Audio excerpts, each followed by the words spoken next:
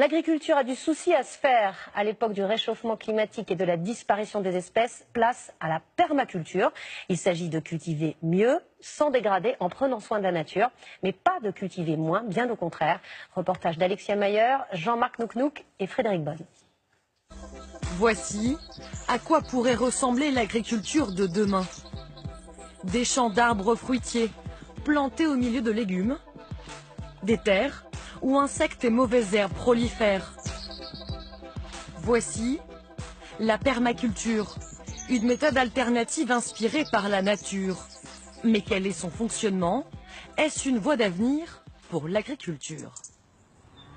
Il faut aller en Normandie pour rencontrer les pionniers français de la permaculture. Vu du ciel, leur micro-ferme est différente des exploitations traditionnelles.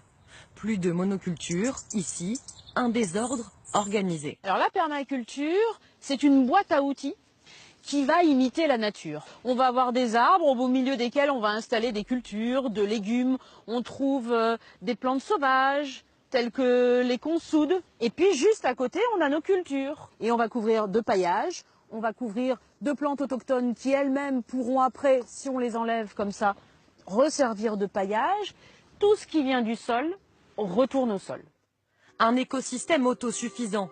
Le sol est fertilisé naturellement par les racines des plantations et des arbres. Plus de labour, plus de machines, plus de pesticides.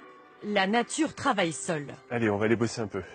Une des clés de cette méthode de production, c'est aussi l'association des cultures. On a des poireaux, des carottes qui sont plantées assez serrées, et puis des petits pois. Les petits pois montent au-dessus, donc ils vont chercher la lumière. Ils fixent l'azote de l'atmosphère dans le sol, les autres cultures en bénéficient. Et les carottes et les poireaux, elles se protègent entre elles, avec leurs odeurs respectives, des ravageurs. Et ces cultures sont ultra rentables. Sur plus d'1 hectare, ils produisent 10 fois plus que dans une exploitation classique. Nous, on arrive à produire en moyenne 55 € de légumes, en moyenne, du mètre carré. Et notamment parce qu'on plante très serré. Dans une exploitation traditionnelle, pour planter 12 rangs de carottes, il faut en moyenne une surface de 3,60 m. Alors qu'en permaculture, aux 12 rangs de carottes peuvent être associés 2 rangs de poireaux et des petits pois sur seulement 80 cm. Pas de secret, c'est la méthode de plantation qui permet une rentabilité hors norme et qui convainc de nouveaux agriculteurs. Après avoir été cuisinier, Johan Jourdan s'est lancé dans la permaculture il y a 2 ans. Donc là, en fait, je fais des trous avec une tringle à rideau que j'ai récupérée, mais qui est très pratique parce que le diamètre, c'est le diamètre de mes mottes. Je fais mes plants moi-même, je repique les plants, je récolte à la main. Enfin oui, tout est fait à la main. À la main et seul. Il cultive plus de 2000 m² de fruits et légumes. Un projet qui lui a coûté 100 000 €. Mais lorsque l'on se lance en permaculture, les premières années sont difficiles. En pleine saison, on doit être à au moins une quinzaine d'heures facile par jour, donc 6 jours sur 7. Maintenant, je rembourse mes emprunts et si tout va bien, l'année prochaine, je devrais commencer à pouvoir me générer, pas forcément un SMIC par mois, mais même si c'est 700 ou 800 € par mois, ce sera bien.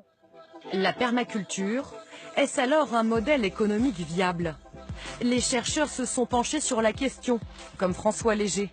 D'après le rapport, sur une surface de seulement 1000 m², le revenu des agriculteurs peut atteindre jusqu'à 1 500 € par mois en moyenne. Ces systèmes, ils ne permettent pas d'obtenir des revenus énormes, mais ils permettent d'être beaucoup plus sûrs pour garantir un seuil minimal de revenus qui convient aux gens. Aujourd'hui, le nouveau défi, c'est de tenter la permaculture en ville. Nous voici à Saint-Denis. Entre les tours, un îlot de verdure. Depuis ce printemps, il a été transformé en ferme de maraîchage en permaculture.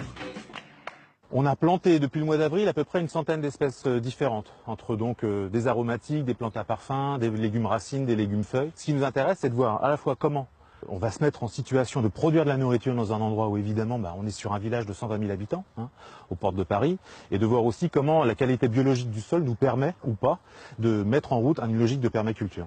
7000 m² de terre à transformer.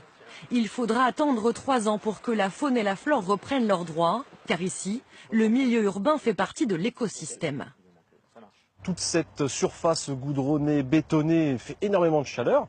Donc nous, ça a nos avantages au niveau de la terre, parce qu'effectivement, la terre va chauffer beaucoup plus vite, donc va améliorer entre guillemets, les performances des végétaux. En fait, ils vont exploiter au maximum et démarrer surtout très très tôt et finir très tard. Ces légumes sont vendus à des grands chefs parisiens, mais aussi sous forme de paniers à 15 € aux habitants de Saint-Denis. Ici à terme, cette ferme pourrait nourrir les cantines des entreprises alentours. Et si l'avenir c'était ça, des cultures alternatives où la nature est respectée.